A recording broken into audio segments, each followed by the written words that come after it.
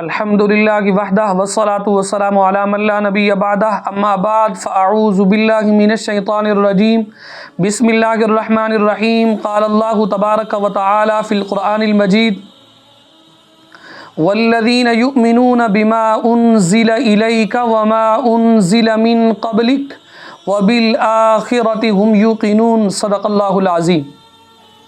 عزیزان من، آج کے ہمارے درس کا عنوان ہے عقیدہ ختم نبوت علماء کے اقوال کی روشنی کے اندر۔ یاد رکھیے، جس طرح اللہ تعالیٰ نے قرآن مجید میں اور سید دو عالم صلی اللہ تعالیٰ علیہ وسلم نے احادیث صحیحہ میں اور صحابہ و تابعین نے اپنے اپنے ارشادات عالیہ میں عقیدہ ختم نبوت کو صراحت کے ساتھ بیان کیا ہے، اسی طرح علماء امت نے ہر دور اور ہر علاقے میں اس عقیدے پر پہرا دیا ہے اور اس کی تبلیغ کی ہے، تواتر کے ساتھ اسے اگلی نسلوں تک منتقل کرتے رہے ہیں۔ بطور نمونہ ختم نبوت پر مختلف ادوار کے چند معروف ائمہ و علماء کے اقوال پیش خدمت ہیں۔ نمبر 1، حضرت امام اعظم ابو حنیفہ رحمۃ اللہ تعالی علیہ۔ سب سے پہلے میں سراج الامہ، امام الائمہ، کاشف الغمہ، سیدنا حضرت امام اعظم ابو حنیفہ نعمان بن ثابت رحمۃ اللہ تعالی علیہ کی رائے پیش کرتا ہوں۔ امام اعظم ابو حنیفہ رحمۃ اللہ تعالی علیہ کے دور پاک کے اندر ایک شخص نے نبوت کا دعویٰ کیا، لوگوں نے اسے پکڑ لیا تو وہ کہنے لگا مجھے دلائل دینے اور نبوت کی نشانیاں دکھانے کا موقع دیا جائے۔ امام صاحب نے فرمایا من طلب منہ علامتاً فقد کفر، جس نے اس سے اس کے نبی ہونے کی علامت اور دلیل طلب کی، فرمایا وہ بھی کافر ہو جائے گا، کیونکہ وہ سرکار علیہ الصلوۃ والسلام کے آخری نبی ہونے میں شک کر رہا ہے، اور ایک مسلمان کے دل میں یہ شک نہیں ہونا چاہیے کہ اس لیے کہ اللہ تعالیٰ نے بڑے کھلے الفاظ میں نبی پاک صلی اللہ تعالیٰ علیہ وسلم کو خاتم النبیین قرار دیا ہے، اور نبی رحمت صلی اللہ تعالیٰ علیہ وسلم نے بڑی صراحت کے ساتھ بیان فرمایا ہے، فرمایا لا نبی بعدی، میرے بعد کوئی نبی نہیں ہے۔ مرزا قادیانی امام اعظم ابو حنیفہ کے اجتہاد اور استنباط اور علم و درایت کے بہت زیادہ معترف ہیں، کہتے ہیں کہ امام اعظم ابو حنیفہ کو جو فہم قرآن و حدیث اور قوت فیصلہ عطا کی گئی وہ کسی اور کو نصیب نہیں ہوئی۔ یہ تو تھا میرے امام کا فتویٰ۔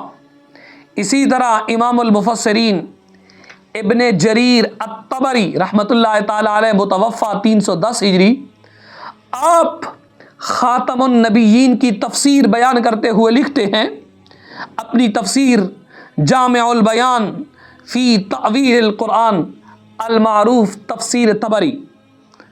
آپ کیا لکھتے ہیں؟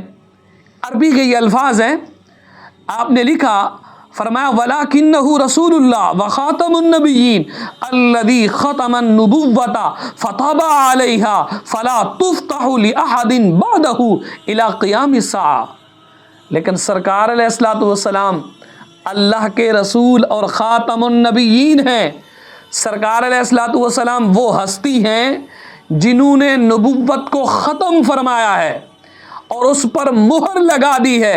سرکار علیہ الصلوۃ والسلام کے بعد قیامت تک یہ کسی کے لیے نبوت کا دروازہ نہیں کھلے گی۔ امام ابن جریر طبری امام المفسرین ہیں، جبکہ ان کی تفسیر ام التفاسیر کی حیثیت رکھتی ہیں۔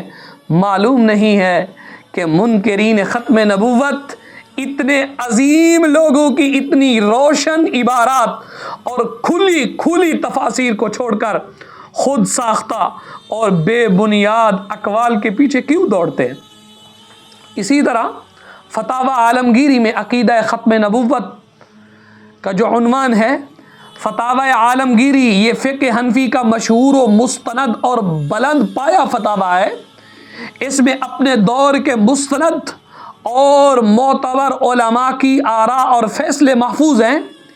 یہ فتاوی بادشاہ وقت اورنگزیب عالمگیر کی سرپرستی میں علماء کی ایک بڑی جماعت نے مرتب کیا۔ اسے فتاوی ہندیہ بھی کہا جاتا ہے۔ بر صغیر پر انگریز کے قبضے سے پہلے یہ فتاوی سرکاری آئین کے طور پر نافذ تھا۔ اس فتاوی میں مدعی نبوت کے بارے میں لکھا ہے لو قال انا رسول اللہ او بالفارسیہ من پیغمبرم یرید به من پیغامی برم یکفر۔ اگر کسی نے یہ کہا میں اللہ کا رسول ہوں، عربی میں کہا یا فارسی میں کہا کہ میں پیغمبر ہوں، مطلب یہ تھا میں خدا کا پیغام پہنچاتا ہوں، تو فتاوی عالمگیری کے اندر یہ وہ فتاوی جو سرکاری آئین کے طور پر نافذ تھا بر صغیر پر انگریز کے قبضے سے پہلے، اس میں یہ واضح لکھا ہوا ہے اگر کسی نے یہ کہا کہ میں اللہ کا رسول ہوں، میں اللہ کا پیغمبر ہوں، مطلب یہ کہ میں خدا کا پیغام پہنچاتا ہوں، تو یہ واضح لکھا ہے، فرمایا کہ وہ کافر ہو جائے گا، ایسا کہنے والا کافر ہو جائے گا۔ اسی طرح امام ابن نجیم حنفی رحمۃ اللہ تعالی علیہ، آپ عظیم فقیہ ہیں، اصولی اور محقق عالم دین ہیں، فقہائے احناف میں آپ کا بہت نمایاں نام ہے، بہت نمایاں مقام رکھتے ہیں۔ آپ عقیدہ ختم نبوت پر بات کرتے ہوئے لکھتے ہیں کہ یہ ضروریات دین کا مسئلہ ہے، اور جو یہ مسئلہ نہ جانتا ہو وہ مسلمان ہی نہیں ہے۔ آپ کی عبارت کے الفاظ یہ ہیں، آپ نے لکھا، فرمایا اذا لم یعرف ان محمدا آخر الانبیاء فلیس بمسلم لانہ من ضروریات الدین۔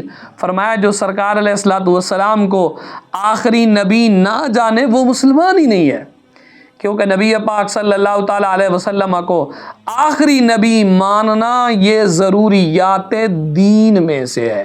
تو یہ تمام ائمہ، جلیل القدر ائمہ، بزرگ علماء کرام نے یہ لکھا اور تحریر فرمایا کہ میرے نبی کے بعد کوئی نبی نہیں آ سکتا۔ سرکار علیہ الصلوۃ والسلام پر نبوت کا دروازہ مکمل طور پر بند ہو چکا ہے، نہ کوئی نئی شریعت آ سکتی ہے، نہ کوئی نیا نبی آ سکتا ہے، نہ کوئی نیا پیغام رساں آ سکتا ہے۔ کیوں؟ اس لیے میرے نبی نے فرما دیا انا خاتم النبیین لا نبی بعدی۔